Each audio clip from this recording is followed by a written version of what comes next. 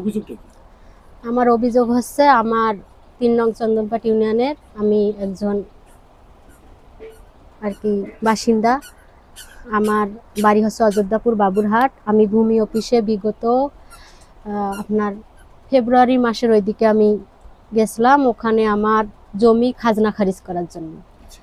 তা আমাদের জমিটা নাকি খারিজ করা নাই, নূরজাহান নামে যে জমিটা 12 শতক, আর খাজনা দিছি এর আগে 12 শতক যেটা আজকার আলী নামে, সেটা 1800 করে দিছে। উনি বলছে 48 বছরের ওটা খাজনা দিতে হবে। ওইটা আমাদের হয়ে গেছে, ওইটার নিচে 1800 টাকা। আর হচ্ছে আমার যে 48 বছরের খাজনা, হ্যাঁ এটা বলছে 1800 টাকা নিচে। জি, 6 শতক জমি, 12 শতক।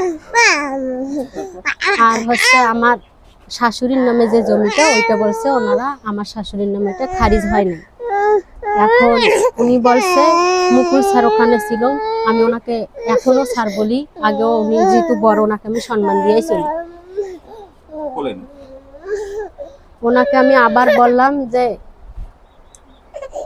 স্যার এখানে কি খারিজ করতে ইয়াটা লাগবে, উনি আমার মূল কপিটা চাইলো। মূল কপিটা যখন চাইলো তখন আমি বললাম এটা আমি ফটোকপি করে নিয়ে আসি। তখন আমার তহসিলদার মুকুল স্যার এইরকমভাবে সমস্ত ওনার ডয়ারের মূল কপি বের করে দেখালো, যেখানে আমাদের নিরাপদ থাকে, আপনি রাখতে কেন ভয় পাচ্ছেন, এখানে সমস্যা নেই।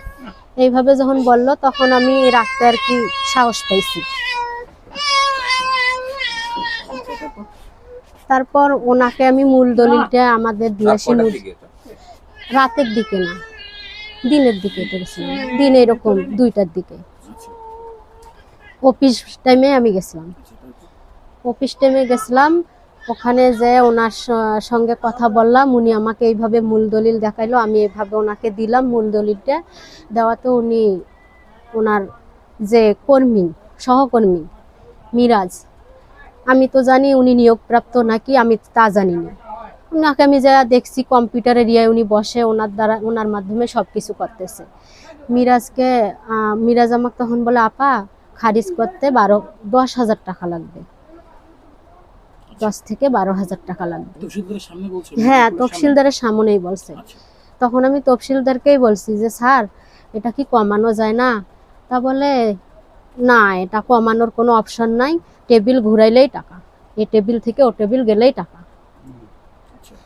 তারপর ওনারা কিন্তু আমাকে খারিজটা ওনারা নিজেই করে দেয়নি, আমি নিজেই ডিসি অফিস গেছি। উপরে যে ডিসি অফিসের 3 তলায় যে স্যার বসে, ওখানেও আমি গেছিলাম, কারণ আমার দেরি হয়ে যাচ্ছে, আমি দিয়ে আসছি এখনো পাচ্ছি না। তখন আমি বলছি যে স্যার মিরাজকে ফোন দিছি, উনি আমার নাম্বার নিছে, ওনার নাম্বার আমিও নিছি। উনি তখন আমাকে বলছে আপনি অফিসে যান তাহলে, যে একটু দেখেন আমার মোবাইলে মেসেজ আসছে। তা আমি কইলাম এতগুলো টাকা তো লাগে না, মেসেজ জানি এটা আসছে। তা বলতেছে আপনি নিজে যান, নিজে যা দেখেন লাগে না না লাগে টাকা, হয়রানিটা হয়ে যায়। এই তো এখানে আমার এখনো মেসেজ আছে। আচ্ছা কত টাকা দিয়েছেন? ওখানে হয়তো 444 টাকার একটা মেসেজ আছে। আচ্ছা আর আপনি কত টাকা দিয়েছেন? আমি 10,000 12,000 টাকাই দিছি ওনার হাতে। পরবর্তীতে দলিলের যে ঘটনা, দলিলটা কি কারণে দিছেন? পরবর্তীতে দলিলের হ্যাঁ মূল দলিলটা দিছি। এটা যখন দলিল আমি এটা কিন্তু এখন হাতে পাই নাই, হাতে পাচ্ছি না। মিরাজকে আবার ফোন দিলাম যে ভাই আমি তো এখনো আমার দলিলটাও পাইলাম না, তারপরে হচ্ছে খাজনার কাগজও পাইলাম না। তা উনি বলতেছে আপা আপনি অফিসে আসেন আমি দিয়ে দিব। আবার অফিসে গেলাম, যাওয়ার পর ওনার স্যারও ওখানে ছিল, তহসিলদার ছিল। তারপরে আমাকে মূল দলিল দিল। আমাকে কিন্তু আর সেদিন খাজনার টাকা সহ 12,000 নিছে, খাজনার কাগজটা আমাকে দেয় নাই। দেখেন আমাকে খাজনার চেকটা মুকুল আবার 2,000, যে মুকুল স্যার, ওনাকে তো আর স্যার বলতে মন চাচ্ছে না।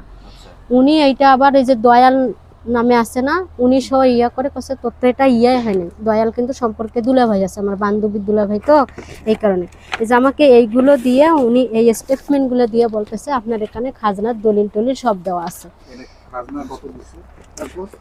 খাজনা এখানে আমার কাছ থেকে উনি 2,000 টাকা নিছে, মুকুলে নিছে 2,000 টাকা নিছে। এখন রসিদ কয় টাকা দিচ্ছে? রসিদ কয় টাকা দিছে এখন আপনারা দেখেন। এই রসিদ হচ্ছে এখানে 24 টাকা। সর্বশেষ কর পরিশোধের সাল 2025 এবং 26 অর্থবর্ষ। রসিদ আসছে 24 টাকা। আর এই খাজনার জন্য কয় টাকা নিছিল? 2,000 নিছে। 2,000 টাকা। জি মুকুল নিজেই নিছে। নিজে তহসিলদার মুকুল নিজেই নিচ্ছে দয়ালের এখানে মাধ্যমে। আপনাকে বলছিল কত সাল পর্যন্ত আপনার 48 48 বছর পর্যন্ত খাজনা রাখি জি। এখানে 24 টাকা দিয়ে মেকআপ করছে এবং 2000 টাকা আপনার কাছে নিছে। হুম। পরবর্তী যে দলিলটা আপনার আটক আছে এখন অরিজিনাল দলিল অরিজিনাল দলিল ওটা 8 শতক আমার শ্বশুরের নামে। আমার শ্বশুরের নাম হচ্ছে আজকার আলী। ওইটা জমি আমার, আমি ওনাকে যা বললাম যে আমার এই জমিটা আমরা সমাধান করে নেব, আমার শ্বশুরের নামে 5 শতক আর দলিলে আছে 8 শতক, কিন্তু আমার শ্বশুরের নামে 5 শতক আর 3 শতক কোথায় গেছে রেকর্ড আমাদেরকে একটু বের করে দিলে খুব ভালো হয়। আমরা তো এই জমি সম্পর্কে জানি না, আমাদের একটু বের করে দেন। তারপর ওই সাহসে মূল দলিলটা আমি ওনাদের হাতে দিছি। ফটোকপি দিলেন না কেন? মানে এই যে একবার সাহস পাইছি যে মূল দলিল তো আমি হাতে পাইলাম, এই সাহসে তো উনি কি আবার চায় দিই। মূল দলিল? হ্যাঁ, উনি মূল দলিলে চায়। আচ্ছা, ফটোকপি দেননি, মূল দলিল জি, দিয়েছে। উনি অভিযোগ করছো যে মূল দলিল না দিচ্ছে না, আমি কোনো অভিযোগ করি নাই। টাকা পয়সা দাবি করতেছে যে না, টাকা দিলে টাকা পয়সার দাবি বলতে করে নাই কোনো, শুধু আমাকে বলে, আমাকে ফোন নাম্বার দিছে, আমাকে সকালে ফোন দিও, আমার হয়তো বাসায় আছে। তারপরে আর একদিন যাই বলে এই যে এই ডয়ারগুলোয় থাকে, এই ডয়ারগুলোয় নাই, তাহলে এখানে যদি না থাকে কোথাও পাবো না, এরকম করে। কতদিন থেকে করতেছে? আমি প্রায় 2 মাস থেকে ওনার পিছনেই ঘুরতেছি, ওনার অফিসে মূল যাই। দলিলের দাতা কে? দাতা হচ্ছে আজকার আলী। আপনি? আর দলিলটা কার নামে আছে? দলিলটা আজকার আলী নামে আছে। ও, মানে আপনি নিছেন, জমিটা বিক্রি করছিল কি সেটা বলতেছিলেন দাদা? ও বিক্রি করছিল আমার আব্বা। আপনার বাবা হ্যাঁ, মুসলিম আপনার ব্যাপার। নামে দিছিল, সেই দলিলটা আটক আছে। জি, কয় জি। শতকে? 8 শতক।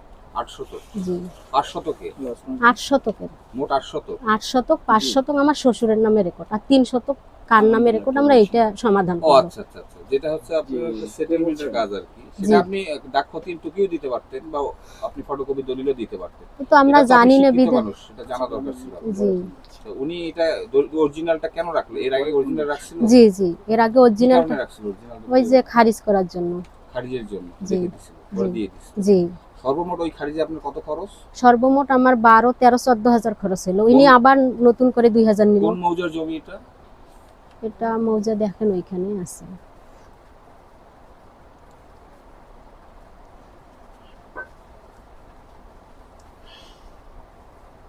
অযোধ্যাপুর মৌজা। অযোধ্যাপুর মৌজা, অযোধ্যাপুর 112। জি, অযোধ্যাপুর 112। আর হচ্ছে আমাকে চতুর্থ দিনের দিন উনি অনেক, মানে আমি যখন বলছি যে স্যার আপনি যেহেতু পাচ্ছেন না, তাহলে মিরাজকে ফোন দেন, মিরাজকে হাজির করেন, আমি এইভাবে বলছি, মিরাজকে হাজির করেন, এটাই আমার বলা শেষ।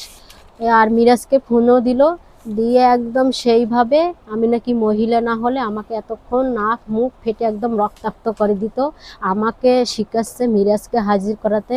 হ্যাঁ, কথা বলার ম্যানেজ পায় না, কথা বলতে পারে না, এখানে কথা বলতে আসছে, এতক্ষণ মহিলা না হলে আমি নাক মুখ ফেটে একদম রক্তাক্ত করে দিতাম। কি বললো এটা? মুকুল। এটা কবেকার ঘটনা? এটা হচ্ছে আপনার ফেব্রুয়ারি মার্চের উপস্থিত কে কে ছিল? এপ্রিল। ওখানে দয়াল আপনাকে ছিল, কথা বলা অবস্থায় কে কে ছিল? ওখানে দয়াল ছিল আর এক মুরব্বী চাচা ছিল, ওনাকে আমি দেখলেই চিনবো। কিন্তু উনিও জমির সম্পর্কে গেছিল, উনিও একদম অবাক হয়ে শুনলো, আমিও অবাক। আমি মনে করছি কাকে হয়তো বলতেছে। এই দলিলটার জন্য কতদিন থেকে ঘুরতেছেন? আমি এই দলিটার থেকে জন্য প্রায় 2 মাস থেকে ঘুরতেছি, মানে ঈদের পর থেকে ঘোরাঘুরি শুরু হয়ে গেছে, রমজান।